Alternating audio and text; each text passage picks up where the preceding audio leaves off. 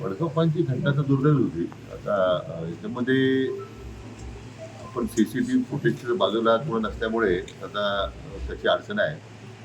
तरी आता पोलीस अधिकाऱ्यांना जे शाळेमधले जे सीसीटीव्ही फुटेज आहे ते आता तपासायला सांगितलं. ते आम्ही तपासतोय, कारण त्यामध्ये आता शाळेमध्ये फुटेज सीसीटीव्ही आहेत तुम्हाला कल्पना नाही आहे, पण असली तर मग त्या गेटवर कोण उभं राहत होतं, सातत्यानं कोण त्या गेटवर येत होतं मागच्या 4-5 दिवसामध्ये, अशी कोण मोटरसायकलवर मुलं आहेत, तो एक त्याची माहिती घ्यायला सांगितली. आणि प्लस मला वाटतं दुसरं याच्यामध्ये जी साधारण मी गावातली काही मुलं त्यात समाजकंटक आहेत चांगली, काही लोकांना आपण चौकशीला ताब्यात घेतलं होतं, पण त्यांच्याकडून काय फार निष्पन्न झालं नाही.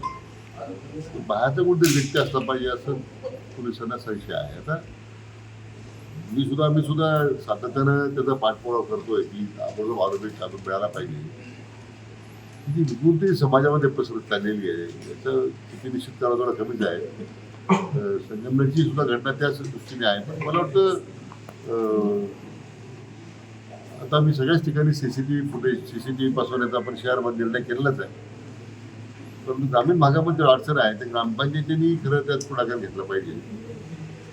पण तो जरी भाग बाजूला ठेवला तरी आरोपींना अटक झाली पाहिजे हे मात्र निर्बंधित आहे. आपण लवकर त्या संदर्भात आम्ही कारवाई करू.